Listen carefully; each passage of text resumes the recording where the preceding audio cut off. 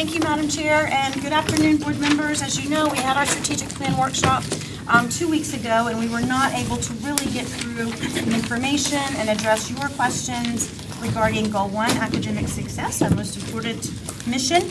So I've asked the team to come back to that discussion. Got some updated slides for you. We will start over on page 5. And I believe Dr. Allen is here to take it away. Yes, ma'am. Thank you. And thank you, board, very much. We appreciate the opportunity to come before you again today and have some more discussion. And as you recall, last week we did share, 2 weeks ago, we did share some information regarding our areas of growth. We shared information regarding some high concern areas, and then we also talked to some details about our plan of action moving forward. So today we do want to really continue to engage in that rich and honest discussion that we had last time, and we truly appreciated that. The PowerPoint does contain some information that we shared last week, but it also contains some information that's going to be new. And so as we work through the presentation, Drs. Reyes, Evans, and I, as well as Mr. Flowers, will continue to kind of point out what's new and what was there last time. Dr. Pace challenged us a couple of weeks ago she almost gave us like a framework to kind of think of this work through. And so we want to share that with you because that's really framing our work moving forward. And it's through 4 questions. Really, what is it that we want to accomplish? What have we achieved thus far? What are we missing? And then finally, what are we doing about it?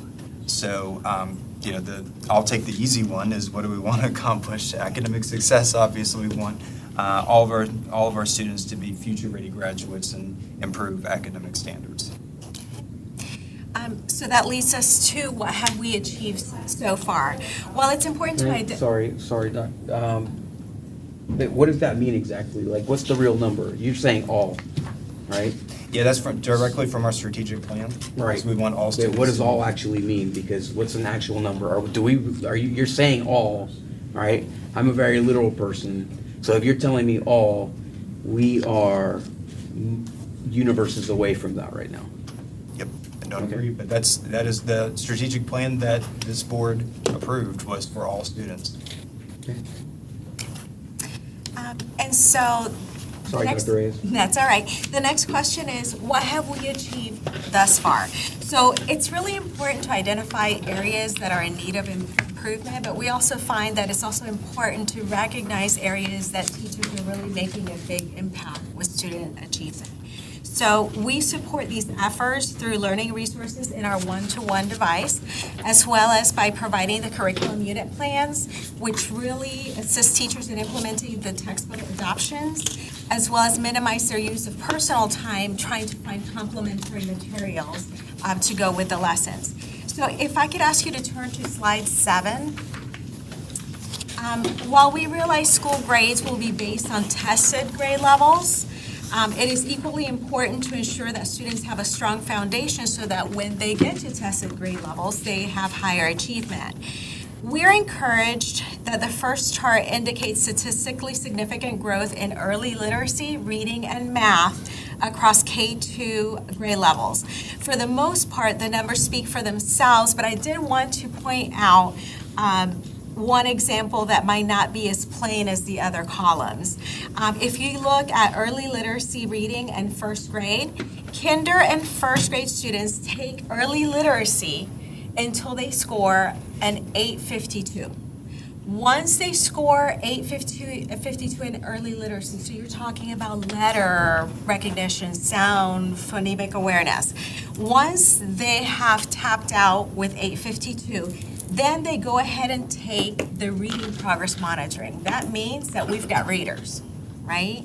So what that means is that 445 of the first grade students across the district who took early literacy in the fall took reading in the winter. They're now readers. Collectively, of all the students who took the winter reading progress monitoring, 78% achieved proficiency. We have a strong foundation of readers already, and we want to recognize the work of teachers. Mrs. Booth really indicated how teachers attribute their implementation of open court as a large part of being able to achieve readers at this early level. So Board, as we move forward with a strong base for our littles, as described by Dr. Reyes, we must still also ensure that we provide our current high school students not only with the college and career-ready skill set, but also with the tools that they're going to need to be able to make it across the graduation stage along with their cohorts. So if you could, please join me on page 12. Here you'll see updated data that we've been able to receive since we last met 2 weeks ago, specifically regarding acceleration. As you are aware, our acceleration rate is lag year data that is comprised of the number of passing advanced placement and international baccalaureate exams, earned industry certifications, dual enrollment, and AA degrees. When looking at our updated data, you will notice that 10 out of 13 of our district schools increased their predicted acceleration rate. The 13th school, of course, that indicated the growth is Neo City Academy, and they will be earning their first acceleration rate this year, and they have already been projected. I'm sorry, just in case. What's the definition of acceleration rate? What exactly is it? It's comprised of the advanced placement scores, the international or the IB scores, the AA degrees, as well as industry certifications. And how many of them passed the any of your exam of it, right? Yes, sir. Like if they're taking an AP exam, it's like a 3 or better. Yes, Or something like passing. that. They've demonstrated college readiness by achieving one of these credentials, either passing AP score, an industry certification, they've completed successfully a dual enrollment course, they've completed successfully an IB course. Yeah, so it's not the attempt, it's the completion. Correct. Can I jump in as well? Successful completion. Yeah, and that has been an area, if you all recall, that we've been continuing to work on because when Dr. Pace was superintendent, it was 44% and far lower than the state average. That has gone up since then by 10 percentage points. So the last year it was at 54%. So we're still not at the state average with that. However, we are closing that gap. I'm sorry, Dr.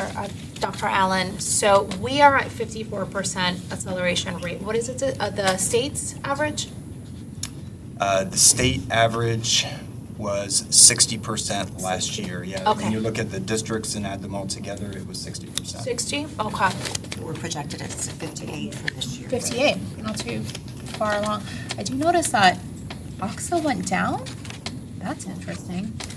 They typically have had a lot of students doing dual enrollment at Valencia, Mm-hmm. and what we found during 2021 and 21-22 was that as Valencia kept a lot of their coursework digital, Autumn was part of that class. some of the students chose get not it. to participate. Yeah. And if they did, they actually did not do well. Right. So what we see here is that acceleration has and continues to be an intentional focus as we continue to close that gap. When we reflect on the predicted growth, we can ascertain that the acceleration growth is attributed to multiple factors, such as the growth in our industry certification exams and completions, as well as the passing advanced placement exam scores that you'll see there.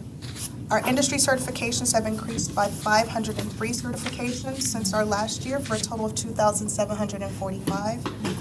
Industry certification completions have also increased by 55 completions from 433 in December of 2021 to 488 in December of 2022. Our AP exam passing rate has also increased by 718 exams since our last year for a total of 3,677 passing exams.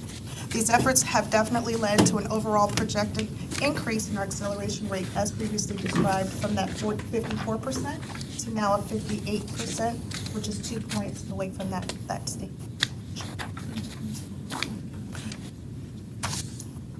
So now we come to the part what's missing. And I want to go back, Mr. Arguello, to your question. It was a good question.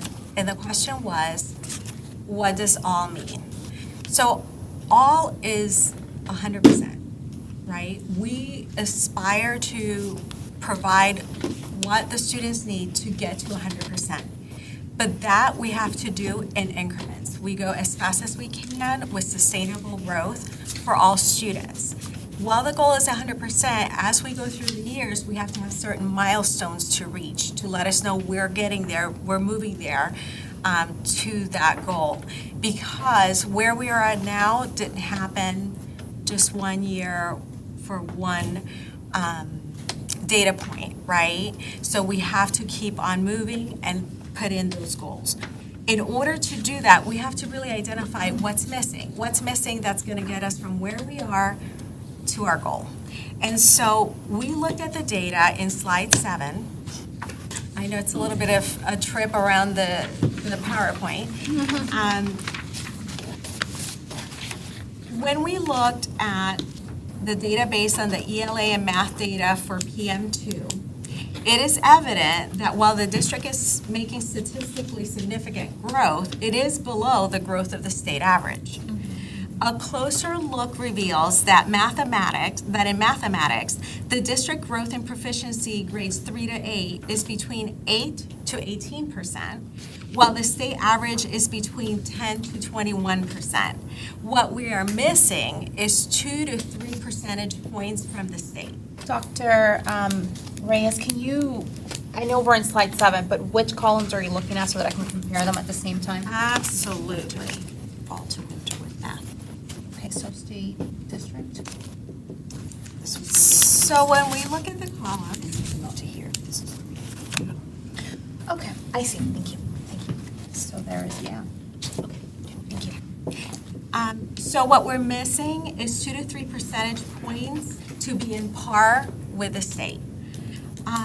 A closer look reveals that mathematics, I apologize, the ELA data reveals that the district growth in proficiency for grades 3 to 5 is between 4% to 10%. That means we grew between 4 to 10%, while the state average growth was from 8% to 14%. What we're missing between our students' performance and the state in terms of growth is 4 percentage points. ELA data for grades 6 through 10 reveal that all grades except for 8th and 9th grew at the exact same rate as the state. 8th grade grew 1% less and 9th grade grew 5% less. Mr. Melendez had asked me a question and I thought it would be pertinent to bring it to the entire board since we have this opportunity. So as he was looking at the comparison data, he asked me, what is the difference between the state and our district in terms of demographic factors, or if there are any other factors that are considered in this? So it is a valid question when we're comparing two data sets like that. But before I even answer that, I want to stress that all that shows is our starting line versus the state starting line. It does not impact the high expectation for staff, for students, or for ourselves. It just lets us know where did we start. because the finish line doesn't change. It's the same for everyone. That is correct. So I just want to make sure I verbalize that. So having said that, we found that while our stability rate is lower, which means that we have higher mobility, the socioeconomic, homeless rate, and ELL population were higher. We're the second highest district in Central Florida with students with low socioeconomic status, and we have the second highest percentage of ELL students, second only to Miami-Dade. This year, our schools will be graded on proficiency only. However, because that starting line is not the same, there's value in gauging the progress as we move along toward that proficiency for all. REA drilled down for us learning gain data to identify progress toward proficiency. ELA data indicates that 47% of 3rd to 10th grade students made a learning gain from PM1 to PM2, so from fall to winter.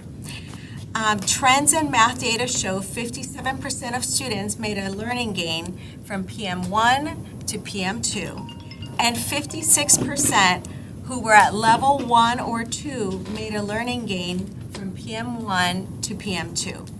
So the data show learning gains are high enough to indicate students are on the path toward proficiency, but nothing is guaranteed. So when we looked at what can we do, what can we leverage, how can we pull the team together, we identified a modified SIM process or continuous improvement model to be our cyclical monitoring and cyclical use of data to enact instruction specific to the benchmark and standards that the students need to be able to bump up to proficiency. It takes us to our next question, the most critical question. What are we going to do about this, our current state? Well, one thing I want to kind of mention a little bit too, before you get to that, is, because one thing I also mentioned a couple of times was that how the students doing on their grade letter grade. Well, I guess I'm kind of jumping the gun, you're right, because we're talking about summer school and potential remediation, right? And identifying students that might need extra help. And I mentioned that, but I'm just mentioning it for the rest of the board, is, are these students, getting A's and B's in class, but then failing the PMI? You know what I mean? So it's like, I don't want to say like teaching to the standards to a certain degree, but I guess I was talking to Dr. Pace a little bit about that too, especially when it comes to math. Math, you kind of do expect that. You know what I mean? It's like, what other math are we teaching? We should be teaching the state standards and what they are. So is there a disparity amongst, the grades that they're receiving in class versus the scores that they're showing in there? Are we analyzing that as a subset of data and trying to tracking that? Mr. Flowers will share with us the summer plan, and that's something that we're looking at as we make these opportunities available to students. We also ask our principals every quarter, and actually, not just at the end of the quarter, but at the midpoint, when we're sending out progress reports, let's look at our students compared to, are they making A's and below level 1 on the PM1? If so, the rigor of our assignments in our classrooms is not getting to the mark, right? And if we don't give students the rigorous learning experiences in the classroom, they're not going to be on track to reach that mastery, which is what we want all of our students to get to. Will all of them get there this year? No. But what's an acceptable number? We're going to strive for 100%. Right. And what I think the gains show is that our curriculum unit plans are addressing the standards, but we're not moving far enough to catch up with where the state started and where we started. So we just have to keep working at that, and that's what they'll talk about. What are we going to do next? If you could just show me on page 11. One of the lessons, the adverse impact of relying on a singular data point to provide high school students specifically with multiple opportunities to show what they know. We wanted to make sure that we do that, such as preparing them for SAT and ACT. So one of those ways that we've done that is through the use of our OSP Khan Academy platform. So research has definitely shown us, and we did discuss this 2 weeks ago, that students who spend 6 or more hours engaging in best practice strategies utilizing OSP Khan Academy have the potential of increasing their SAT by an average of 39 points. So we capitalize on the level of impact of this particular platform by ensuring that by strengthening the systems that we already currently have in place, we were able to use this particular resource to its full potential.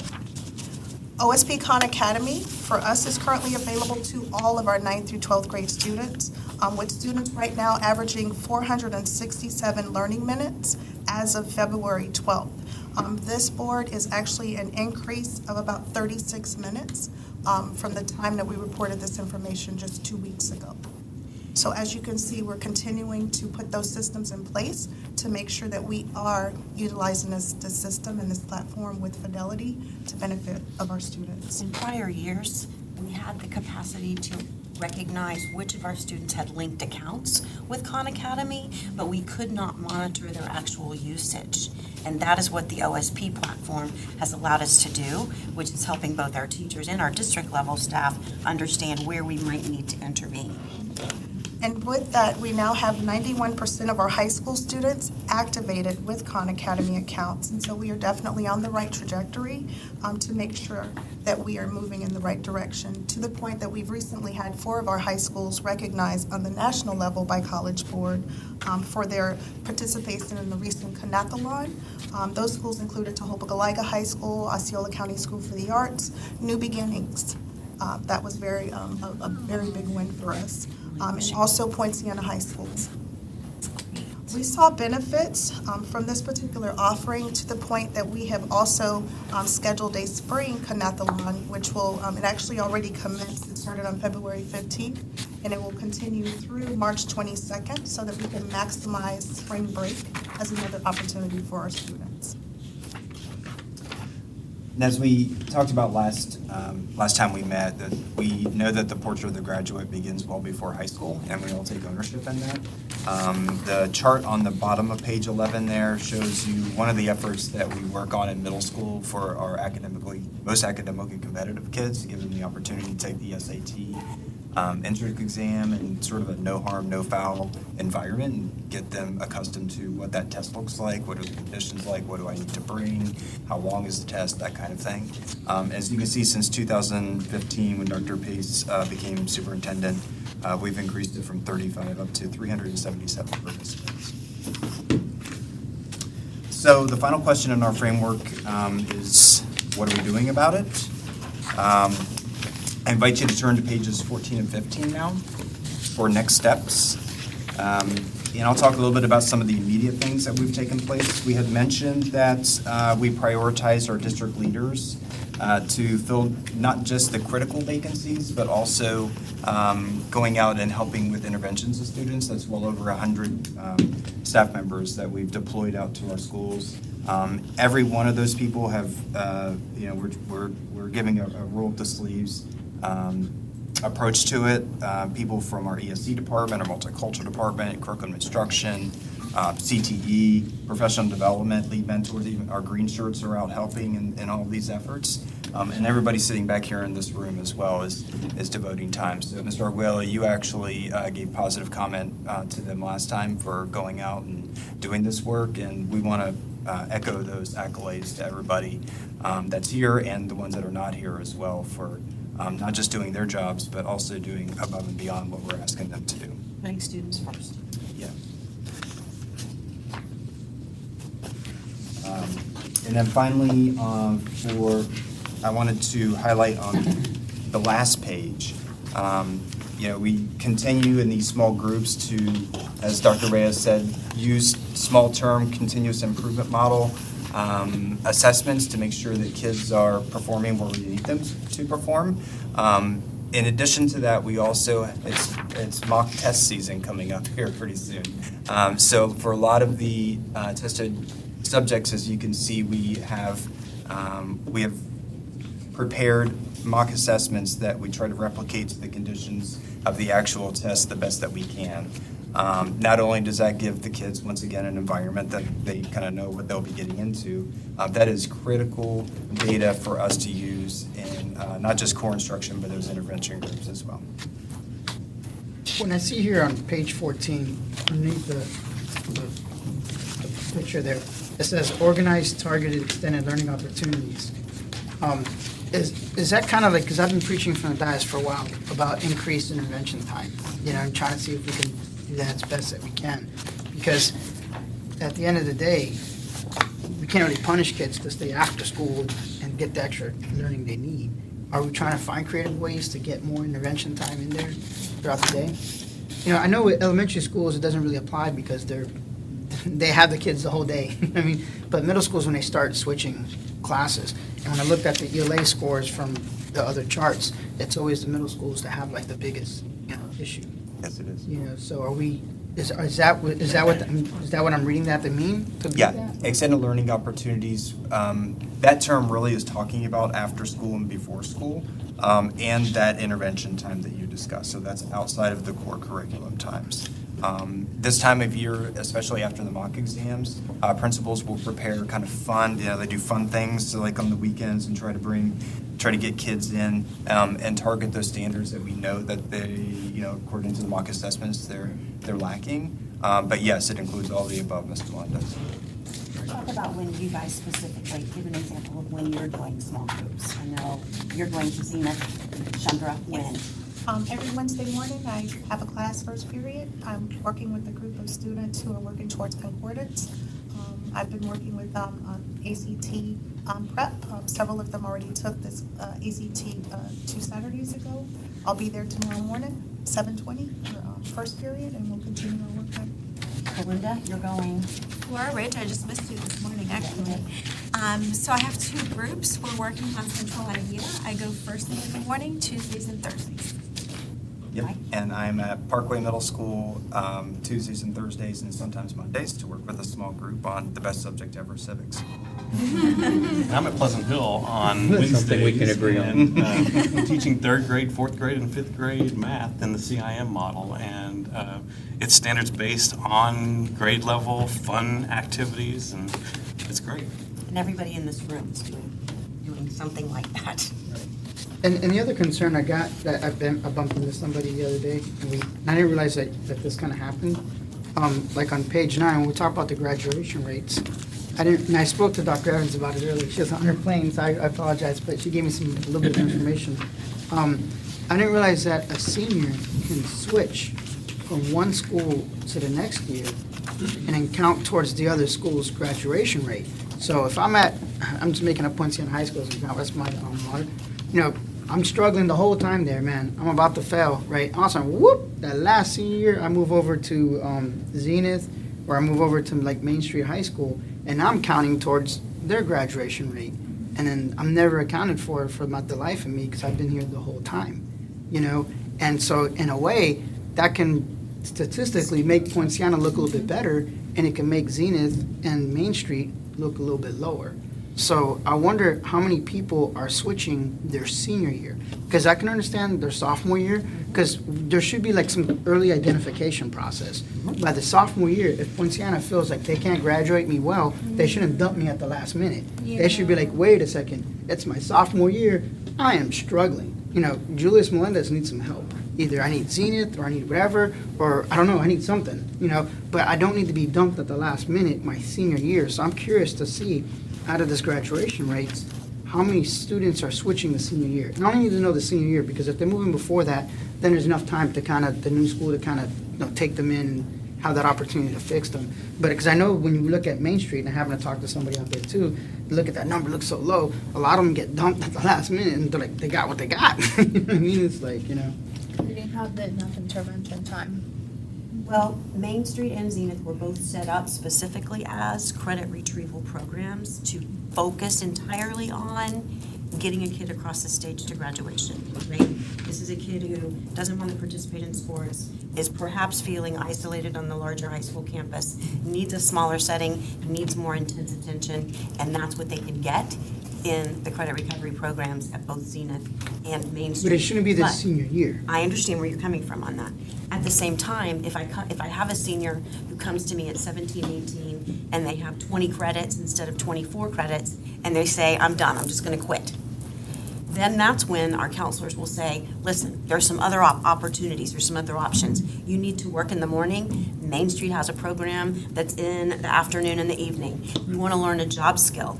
Main Street has a very successful barbering program, and they're looking to add nail tech and something else.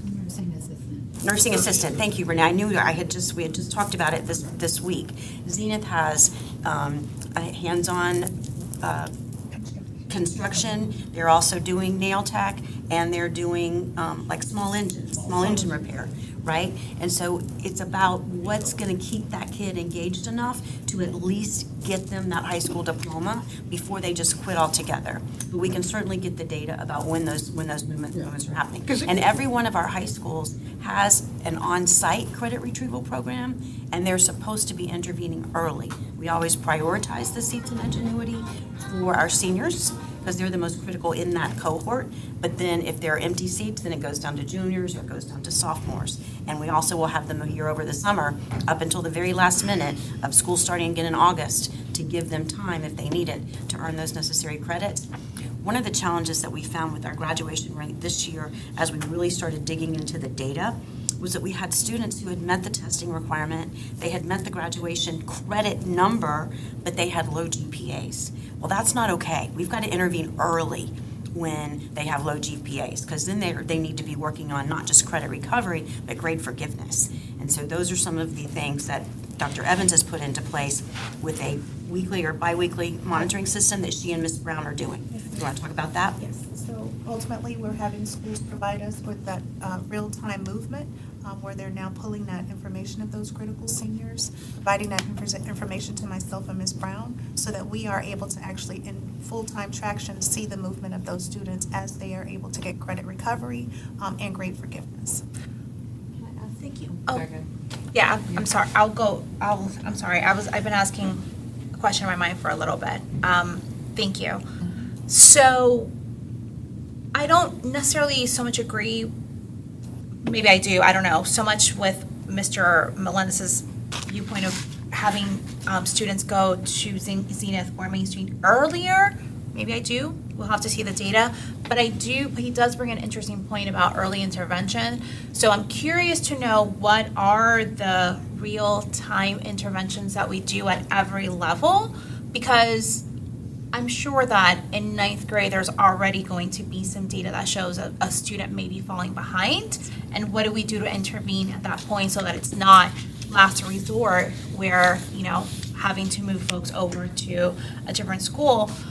I don't know if you have that information, but I feel like that might also go along with what Mr. Melendez was saying about the intervention piece. So what I will say is we are able to identify students who are at risk as early as the end of their first semester at their ninth grade year.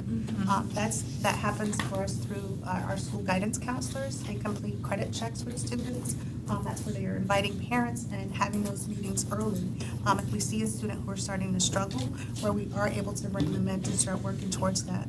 Although we prioritize our seniors for credit recovery, where seats are available, we do make it available for younger students as well. That's where after school, before school, summer may come into play to assist those students so they're able to recover those credits before they get to their senior year. But the other piece that Dr. Torres and her team have been doing really deeply with the school is to look not just at the numbers of D's and F's at the end of 9 weeks or at the end of a semester, but at the whole child. Because what we're seeing is that typically when you dig deeply, there's an attendance problem, there's a discipline problem, there's something else, there's a mental health issue going on. So what do we need to do from a whole child standpoint, engaging with our social worker, our school counselor, and the teachers at the school, and the administrative at the school, and partnering with parents to say, what can we do to help your kid get focused? That's also a lot where Mr. Cook's work with Zello, trying to find out what are your interests and skills? What are the things that, what path do you want to follow? Well, if you want to get there, you've got to start here. Because that student that graduates now with a certificate of completion, it really stands for almost nothing. They have very limited options without a high school diploma to move forward into the military, into employment, into post-secondary study. So we really want to push that for all of them.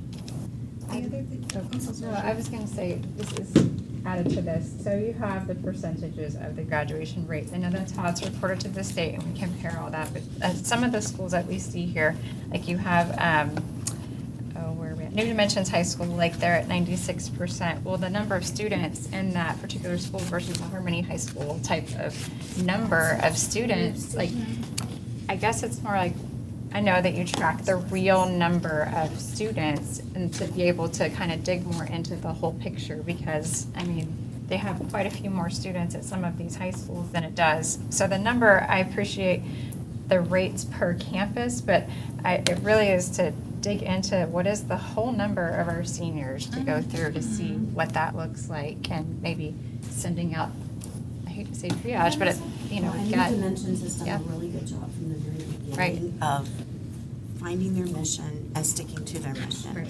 Not trying to grow too big or too fast so that they meet the needs of that smaller population And like I said, they've adapted to the accountability system over time, and, you know, they're doing a good job within that smaller niche.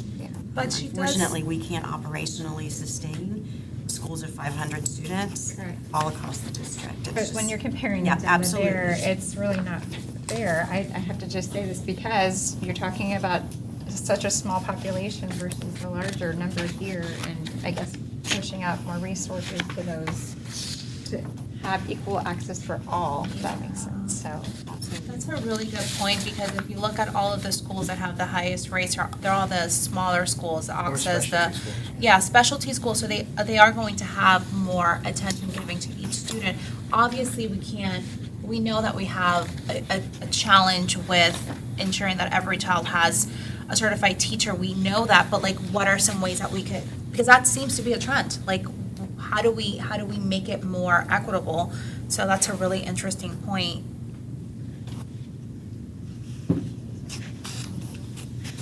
Your school staffing models are built on size of the school and enrollment, but one of the things that we found a year ago was that our largest band, for example, of high schools, only went to like 2,450 students, I think, because back in 2007, 8, 9, when Beverly Carball and I were developing those models in partnership with the board, we didn't dream we would have high schools with almost 3,000 students, not just in one school at the district, but several.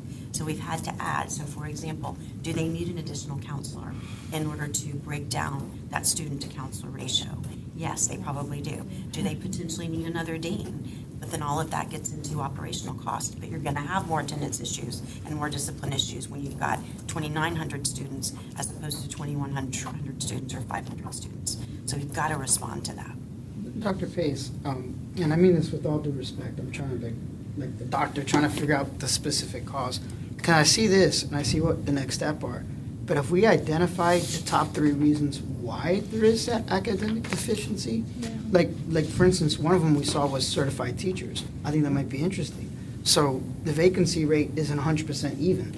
The vacancy rate of certified teachers in each school might be different. Are we looking at schools that have enough certified teachers have better grades than those that don't?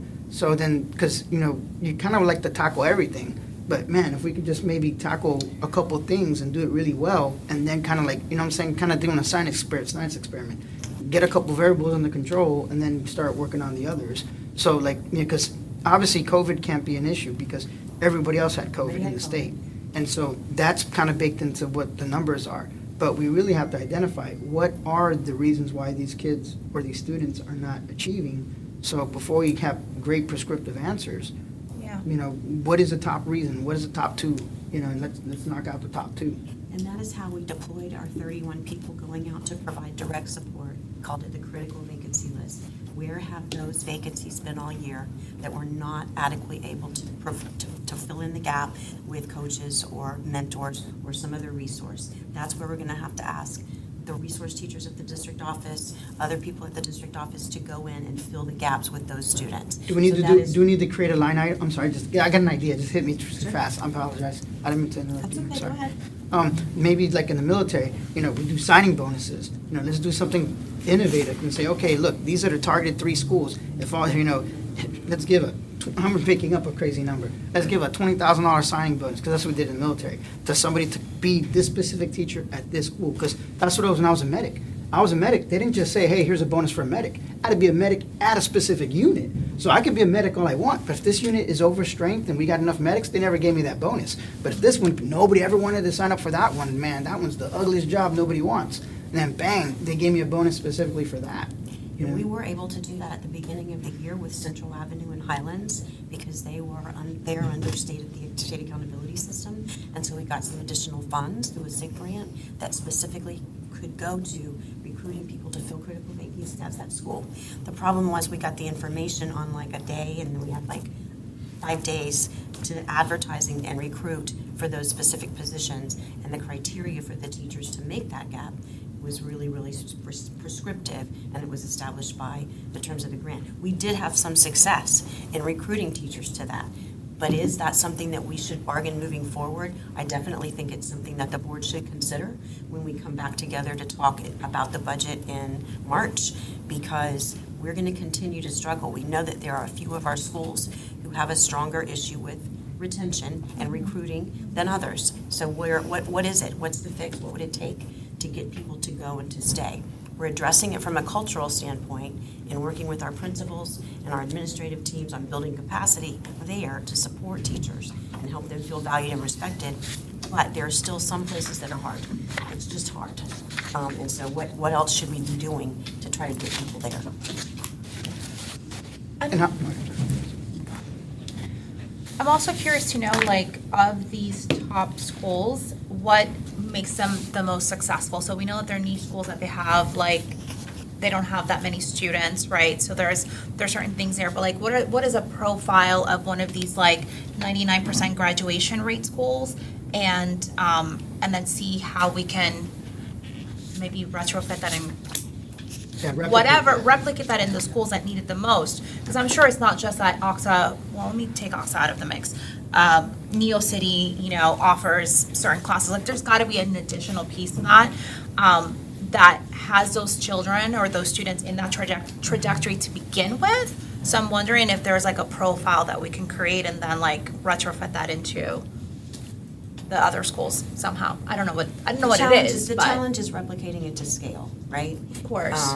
Because each of these schools has a specific focus and attracts a certain group of students. If you're going to Oxa, you have a passion for the arts, right? But they also do so well in math. I know. So it's like, There's that's a a correlation. profile of that student. There is a correlation Right. between maybe we need to create more schools success within in art and schools and math have like and micro art. schools and have like little Absolutely. magnets built We into do. them. If you're going to that's Neo something City, we're doing. you have an interest in a STEM field. Right. If you're going to Paths, you have an interest in that CTE professional environment.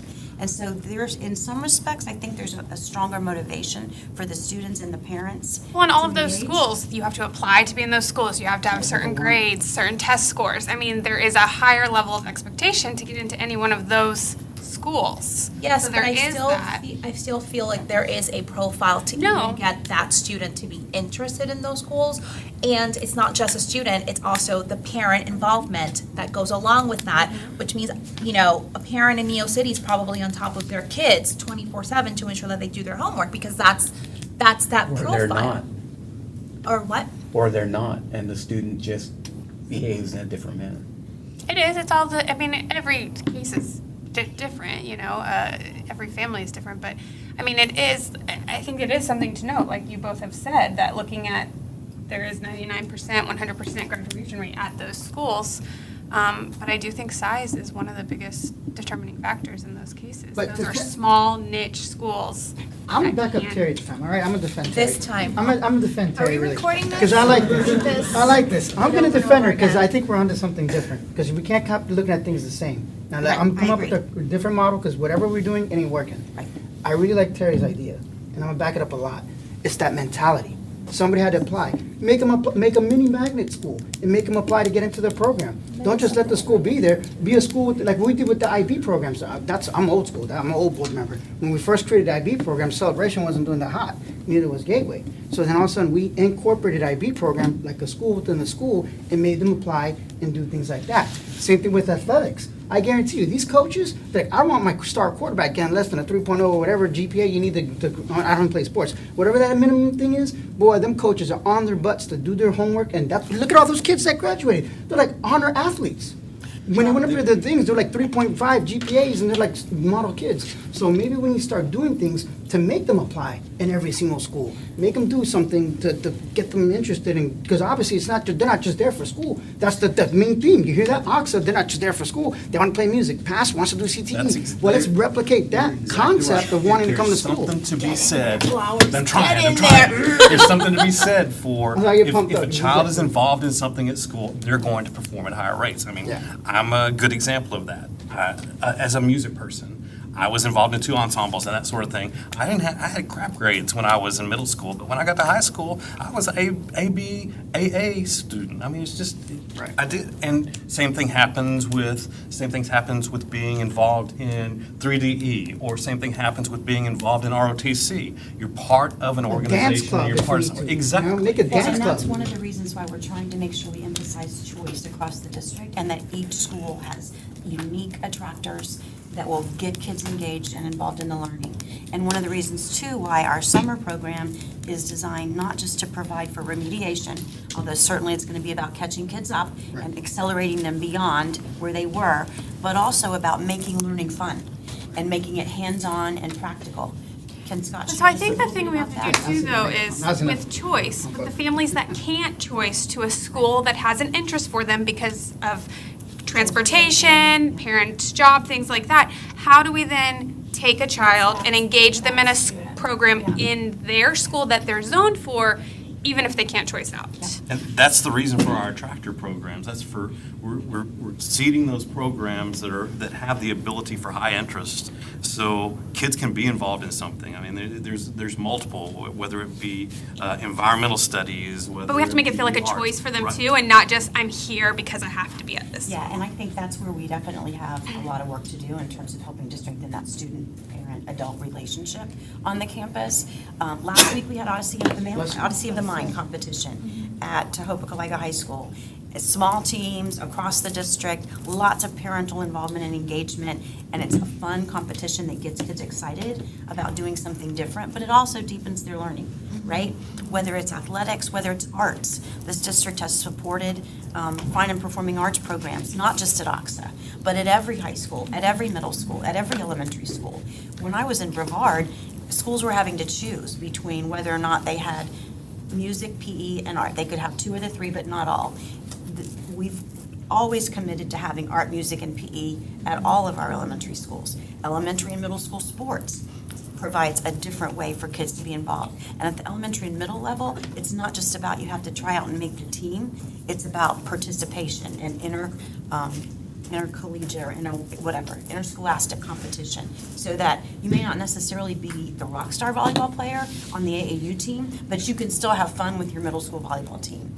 So I think we just have to continue to build on that. Don't forget STEM and STEAM programs and coding and engineering, pre-engineering type things. That's I want you guys to, yeah. To your point, is you're saying hosting events like Toho did to the Osceola of Mine on the high school campus, that might be the first time families get to see, this is high school, this is where I could end up, like, and seeing, just physically being, for a reason to be on the campus, whether they're a student there or not. I mean, but it could go across to arts, like elementary kids performing at the high school theaters there, so they can see that's where they can be one day, just to kind of get that drive for some. But to the point, to the students that don't have those opportunities, like for sports, just to say, it takes parental involvement for kids to be sports kids. It takes those families to drive them to practices, to purchase equipment, doing all that, and it's hard to find equity in that for students that don't have that at home as well. So it's hard, but I see every campus has potential and opportunities, but maybe while you have the kids and the programs that they're doing, especially the younger grades, going to the high schools or visiting middle schools, just hosting those types of events, just physically on the campus. I don't want to drive up our transportation costs, but I'm just saying that a way to kind of get that So that kids can see beyond. fire in their belly to keep going. Yeah. So,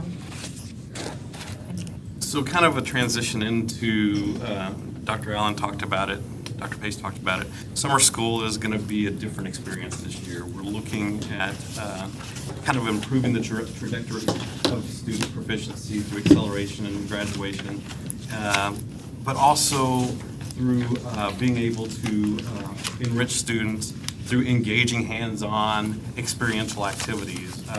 The first 3 days of summer school this year are going to be all about learning, but learning towards a theme. And then there's going to be a culminating activity or field trip on that Thursday to where it's applied. And so we're looking at a different direction because we want to develop that deep learning and love for learning. So they're going to want to come back.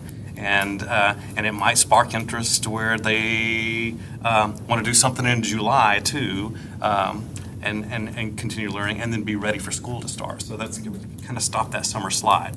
But also we're looking at our summer programs to provide opportunities to build on our teacher capacity as well, to where we're going to have teachers, new teachers, side by side, job embedded professional development, utilizing our resources, and doing a co-teach model where novice teachers will work with our experienced teachers in conjunction with what we're trying to do in Goal 2. And then our Learn team, which is our mentoring group, will support that mentoring process, as well as provide coaching training for the experienced teachers along with the novice counterparts. So we're looking for something a little bit different this year. Well, I really tasked the team with trying to use the ARP and ESSER dollars as strategically as we can to, number one, improve student outcomes. Number two, build instructional capacity across the district that we can sustain. And number three, strengthen the curriculum resources that we have.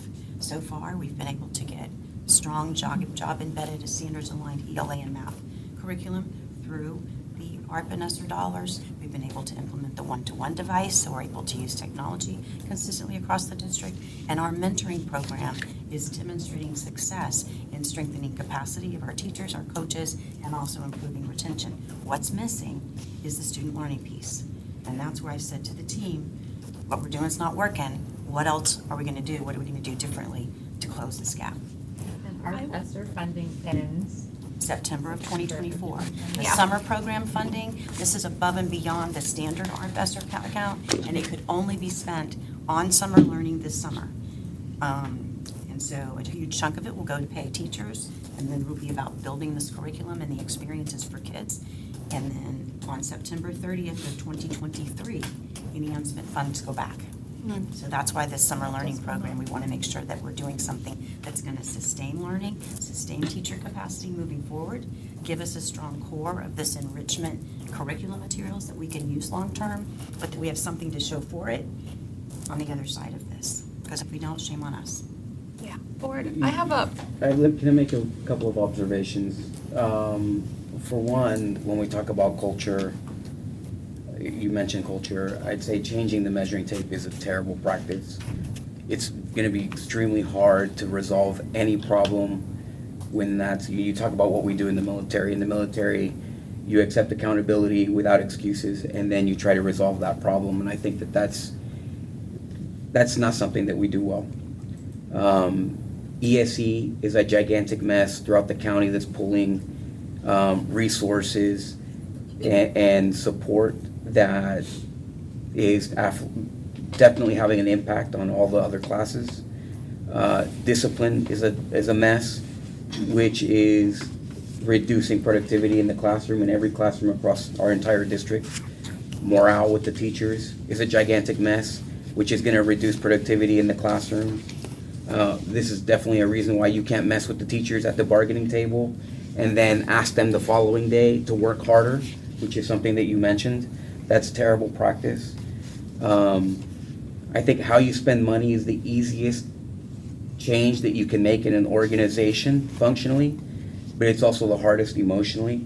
Everyone hates to admit that they're wrong when they've been doing something. But these metrics clearly tell us that we're wrong in how we've been doing things. ESOL is something, which isn't mentioned, but ESOL is something that we're dealing in this county that other counties may not have the same struggles with. But those kids also have strengths in math normally, and but even our ESOL kids are not doing well in math. Anecdotally, when I left Gateway as a junior and I went back to Nicaragua, I was a year behind. So it doesn't matter where these kids come from. Normally, math is a universal language, and almost every other country does it better than we do in the United States, especially in Osceola County. In regards to what the chairwoman said regarding OXA, I think that that's a great point, actually, and I do think that we should replicate that model. The difference is that they are more specialized. There's more pressure. It's more difficult to go there. Of course, they can pick and choose their students, but at the same time, obviously, these kids go there and you perform. The expectations of surviving there are much more difficult than, say, Liberty, for example. Figuratively, literally, it's the reverse. Expectations should be the same throughout the entire district. Why are we relegating all the other students to less expectations everywhere else? I mean, it doesn't make any sense, and that's going to reduce your scores just when people wake up in the morning. Reading. If you want the scores to increase in this district, focus everything, and another military analysis, put all of your strengths together and attack the problem. The biggest problem is that our kids can't read and write. Go to any school, look at all the assignments that these kids are doing. They're not reading and writing well at all. So you'd have to go back. If you did go back to the second and third grade, and you have here these scores, 78% of kids are reading well in the first grade. And then it's almost halved in the second. So go sort that problem. That would tell me right there, that's a gigantic problem. Go find out why between first and second that changes. And teach every single kid in this district and use every asset and every resource that you have available to make sure before they get to third, fourth, fifth, and sixth grade, they're at where they're supposed to be at. And forget everything else. Forget all the BS. I mean, our kids cannot read. What class are they going to do in if they can't read? I mean, it's incredible. The only reason I've been able to surpass or get beyond any mistakes I ever made in life is because I've been able to write something on a piece of paper. And our kids can't. So what are we telling them? That you're going to graduate from high school because you didn't do any of your classes, any of your work, you've been in 15 fights, and then when you're a senior, we're going to stick you in this classroom, you're going to sit in front of a computer, and you're going to push a key right through your entire senior year so that you can graduate so that we look great. That's not a good process for fixing the education in Osceola County. I think that you need to go back to the basics, to the essentials, to the fundamentals, which are reading. Teach these kids to read and write. I mean, every single one of you, if you guys are all teaching class, if everybody's here teaching classes, go back to first grade. Go back to first grade and make sure our kids get to second grade reading. And then follow them to second grade. And then follow them to third grade. And if you produce one single class that are all expert readers, then I'm not going to worry about it. All of these issues will resolve themselves. But our kids don't have discipline. They can't read a letter that they get. They can get a detention they don't even know where to report to. I mean, this is not as complicated. The issue, the resolution may be complicated, but the problem is not. Thank you. I know that we're at time. I do have one question, and this is actually more for the board than for, by extension for the rest of the team. Clearly, we all seem passionate about ensuring that we have better results, I think, based on this conversation. And I like the fact that we went over academic success separate from all of the other updates, because I feel like it gave us a little bit more time to kind of go through the information. So I wonder two things. One, if we can continue going through academic success separately than the other points in our strategic plan, and it's going to take a little commitment from the rest of us, and if we can do it more regularly, because looking at data every quarter isn't, we have a huge opportunity here, and I think that we need to kind of stay on top of it and all of us be accountable. So I wonder, board, if we might consider meeting more regularly to speak specifically about academic success. I don't think there's any point meeting more regularly than the progress monitoring. Perhaps not That would for be- you. I'm wondering if the rest of the board is interested. I'm wondering if perhaps after we get some of our mock exam results back and some progress reports from our SIM process, we come back and provide an update from where we are. And so here's where I'm going, because perhaps I wasn't clear about my thought process. It's not just to look at data, it's to help and thought partner with what we can do with the intervention. We're not experts, but we are out talking to parents, we are talking to the community. So we can thought partner on how we can intervene earlier. That was my thought process with meeting more regularly. Yeah, I like the idea of separating it, and then maybe, like you said, after the PMI, or after have some kind of milestone where we can measure it. I'd rather do something at the midpoint intervention. as opposed to waiting until the end of the year, because we'll certainly give you the end of the year results, but I think we need to make sure you need to have a comfort level that we are taking the things that you've said to us seriously. We are looking at the data and providing you with information No, one about thing I what's would happening. like to do, if we're gonna do that and get more hands-on with academics, we have to see it stratified by school. Because we can't just look at it whatever, because each school is different. I know people don't like to hold that kind of flashlight and say, hey, this school is performing better than the other, but it's the prescription and intervention of resources, the allocation of resources may be school specific. So if we're gonna get into the weeds, let's get into the weeds and find out what's going on. And additionally, I know that the information was embedded in the presentation, but what are the KPIs that kind of construct or make up the school grades, right? So I know it's acceleration scores and graduation rate, what are some of the other items that we need to look into? This year is going to be very, very different because in the past, you've had ELA learning gains, ELA proficiency, ELA learning gains in the lowest 25%. Math learning gains in the lowest 25%, math proficiency, science proficiency, social studies proficiency at the middle and high school level, and then acceleration and graduation rate at the high school level, acceleration at the middle school level. This year, there is no calculation built in for learning gains. It is strictly going to be math proficiency, ELA proficiency, science proficiency, and then at your middle and high schools, an acceleration component and the graduation rate component. Learning gains have been huge for us. As we said, we start here behind, and we've got further to go to catch up. That's not an excuse. It just is what it is, and that has been instrumental in helping some of our schools achieve their successful grades because we've had that key component, moving kids toward proficiency. Without learning gains, you're not going to achieve proficiency, right? But again, no excuses. I'm just saying that's the key that we are all very aware of. Everybody in this room is very aware of that, and our school teams are very aware of that. Okay. Okay? Thank you. Thank you. Yeah. Thanks, guys. Great job. Thank you. Good discussion.